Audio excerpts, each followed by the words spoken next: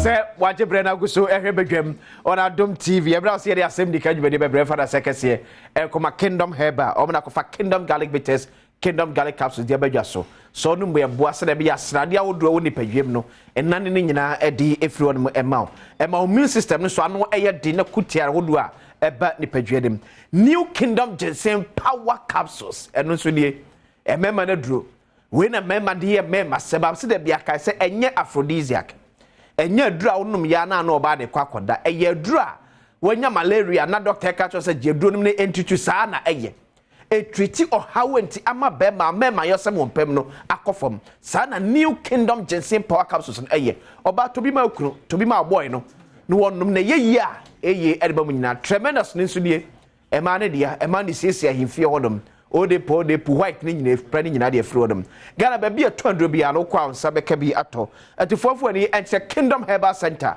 ewo Okanshi Drug Lane Fred 0275 804064 0275 804064 and 0302 938153 Kingdom or no challenger alopa mamin che ode kwekwa bi ewo Ghanaian Times or website na ehwe Asem yo pani bi e de ato no a efiti Monday ni banyina ma sha se no di komo de fa se ne mabunu de wo ho ewura eye bet na hodo mu eno asabe ma statistics no e kire wo from 2014 na Ghana de share war into betting eye best 35%. 2 years down the line apeja edo about 70 to 71%. And I say my further breakdown as of 2022 Ghana mabunu yomu ye 15 years. Yeah, they are into sports bet or yememu. And ye 41.7%. 15 years. And I make say me and Chem Debbie. Yempe kwam ye betimi afaswa ye be regulating ye. Because senior Ghana mabunu no ede wo to so nyina eye betting no hu di mo man. Besima ye ntwam yempe kwa ye betimi afaso a ye betimi regulate dwumadie no ye sene be ya eme ya asem kese fama o man Ghana because baby ade na ekeka kono eye hu se the rate at which mabru no hu ewram no ano ya ye den eno me ka to se ye wo man ya about 1.4 million eye unemployed 70 to 75% eye mabru Sama buru so na eya sa betin ya mpe kwami so regulate ade ne ye a e bedroom ne bi no e beji ye nyina yensem yes minister na uko gaming commission you about 3 actor ye ne ebo eye betting lottery eho ebra I think especially the Lotteries and Betting Act no or sempen for hini timi shemu kenaye yetimi shemu kenaye na ko betimi afaso be ya ade na semyo ebema restrict say ampa wonya 18 years a wonti fa ho enwuram no ampara eno nyam yare me Ghana card fortunately for us your Ghana card ye betimi kwade aka requirement abetimi di a register ho say you possible and it should be possible. How can we have about 41.7% of a member with 15 years into sports betting? No. Me what is your cat to open face when you're 18 years on home. But when the better say a simesina or no ever happens no when you're 18 and that's when you're 18. You for Ghana card ninya juma. You for Ghana card no and juma. Netimi ensone so 2022 I'm saying 41.7% oh and ekonanim bedroom baby no na fe emebe no almost be say 80% at them say time.